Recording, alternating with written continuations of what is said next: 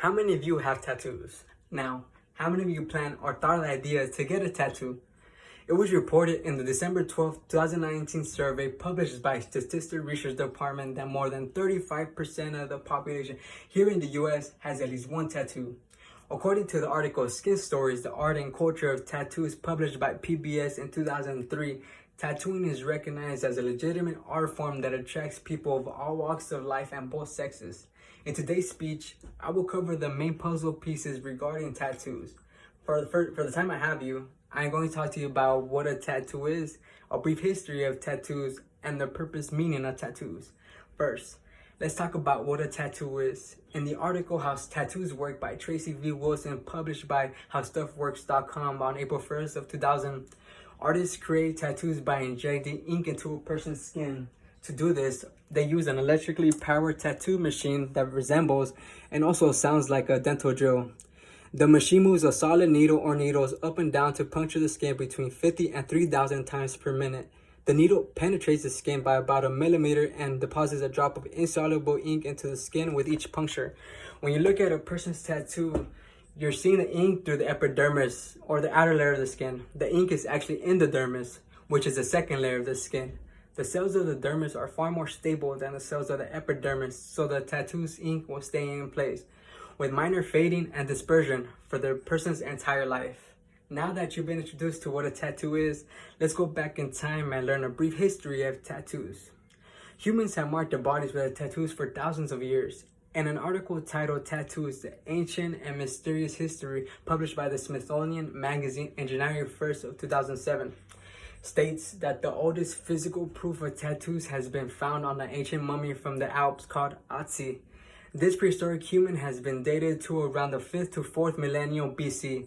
It is also believed that many ancient cultures, like in Egypt and India, used tattoos as a form of healing and religious worship. Ancient Greeks and Romans are also known to have tattooed their slaves, criminals, so they could be easier to identify if they escape.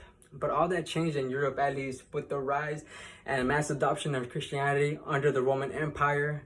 According to an article written by Christopher McFadden, April 5th of 2019, The Very Long and Fascinating History of Tattoos.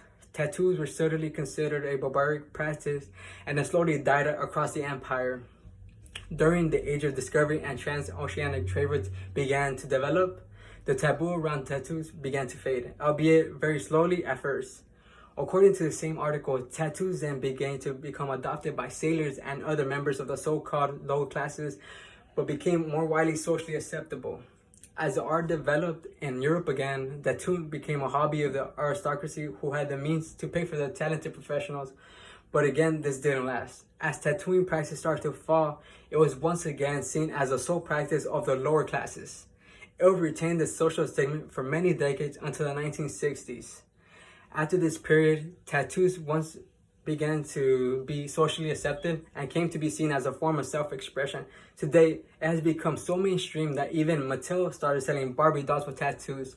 People of both sexes, of all economic classes, and of all ages wear tattoos if they want to.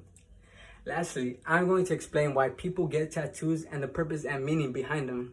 According to the January 9, 2013 article, Tattoo Psychology, Art or Self-Destruction, Modern Day Social Branding by Reef Karim, people get tattoos for many reasons. For attention, self-expression, artistic freedom, rebellion, a visual display of a personal narrative, reminders of a spiritual, cultural traditions, sexual motivations, addiction, identification with the group, or even drunken impulsiveness, which is why many tattoo parlors are open late.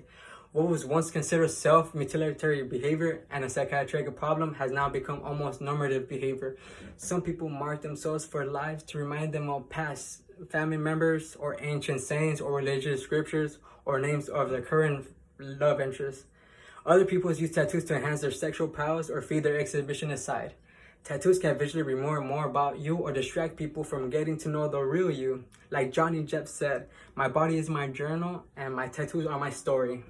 Today, I talked to you about what three main pieces regarding tattoos, featuring what a tattoo is, a brief history of tattoos, and the purpose meaning behind them. Tattoos are such a beautiful form of art. Everyone who has them has their own story and is unique to them. So the next time you pass by a tattoo parlor or pass by someone with tattoos, you can now have a more understanding of them. Thank you.